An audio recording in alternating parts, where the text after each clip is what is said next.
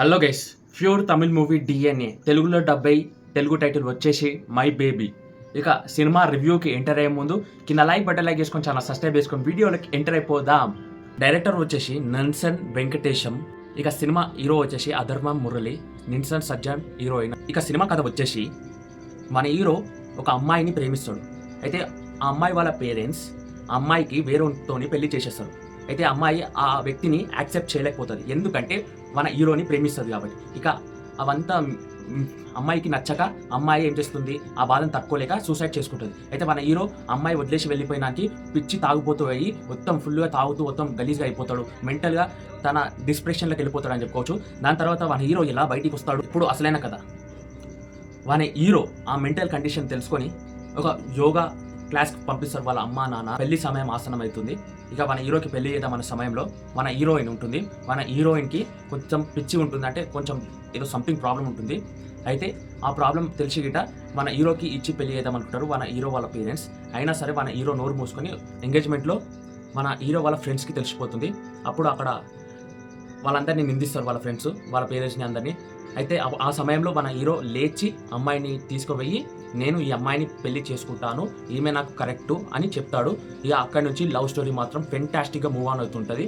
అదేవిధంగా హీరోయిన్కి ఒక బాబు పుడతాడు హాస్పిటల్లో.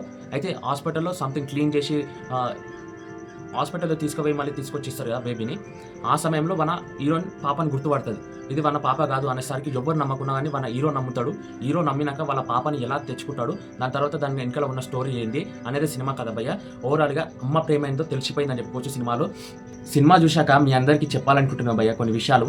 ఫ్రెండ్ను మాత్రం వదులుకోకండి భయ్య. వాడు తాగుబోతు కానీ దొంగ కానీ ఏ లంగ కానీ ఎవడైనా సరే ఫ్రెండ్ను మాత్రం వదులుకోకండి. నిజంగా చెప్తున్నా, friendship is all of the pain. Friendship ఉంటే ఏదైనా జరగగలది. అమ్మాయి లేకున్నా సరే నిజంగా ఫ్రెండ్ ఉంటే మాత్రం దానికి మించిన పవర్ వస్తుందని చెప్పుకోవచ్చు. సినిమాలు చూస్తుంటే మీకు అర్థమవుతుంది. ఎంత కష్టంలో ఉన్నా కానీ ఫ్రెండ్ను మాత్రం వదులుకోలేరు భయ్య సినిమాలో. అదేవిధంగా తల్లి ప్రేమ అంటే ఏంది అనేది ఇట సినిమాలో నిజంగా చూపించారు భయ్య. కన్నీటి చుక్కలు ఆగాయి భయ్య సీన్స్ చూస్తుంటే. ఒక రేంజ్లో యాక్టింగ్ చేసేసిందని చెప్పుకోవచ్చు. మా నటి గిట రాలేదు ఆ సీన్స్కి కరెక్ట్గా పోలిక. మోస్ట్ ఇంపార్టెంట్ ఫిలింలో friend and love and mother, ఈ 3 పాటలు భయ్య ఈ సినిమాని ఎక్కడికో తీసుకుపోయి పీక్స్లోకి పెట్టేస్తుంది.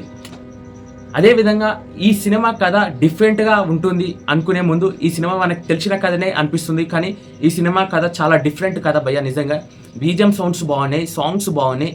అదేవిధంగా సినిమాలో నటించిన హీరోకి కంబ్యాక్ ఫిలిం అని చెప్పుకోవచ్చు. దానికన్నా ముఖ్యంగా హీరోయిన్ మాత్రం మస్తు చేసింది. హీరోయిన్కి full marks go to heroine, credits go to heroine. ఈ సినిమాని కరెక్టే హ్యాండిల్ చేసి సినిమా చూసేటట్టు ఉందంటే అది హీరోయిన్ వల్లనే.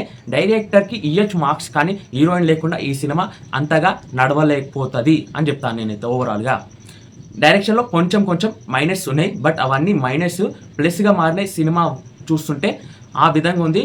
Cinema perfect for the you all seeing అని చెప్పుకోవచ్చు. అదేవిధంగా ఫ్రెండ్షిప్ స్టోరీ మాత్రం బాగుంటుంది, లవ్ స్టోరీ బాగుంటుంది. అదేవిధంగా ముఖ్యంగా అమ్మ ప్రేమ ఏందో తెలియజేసిందని చెప్పి, తల్లి పడే బాధ ఎంత ఉంటుందో అదంతా సినిమాలో కనిపించింది భయ్య.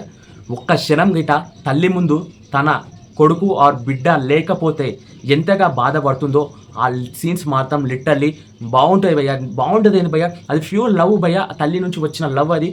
ఆ తల్లి లేకపోతే ఎవరు లేరు భయ్య అని చెప్పుకోవచ్చు. అమ్మ ప్రేమేందో మళ్ళీ ఈ సినిమా గుర్తు చేస్తుంది. ఎవడైతే మర్చిపోయి సంక నాకే పెట్టే పనులు చేస్తుండో అమ్మ మీద, వాళ్ళందరికీ ఇది కరెక్టైన సినిమా అని చెప్పుకోవచ్చు.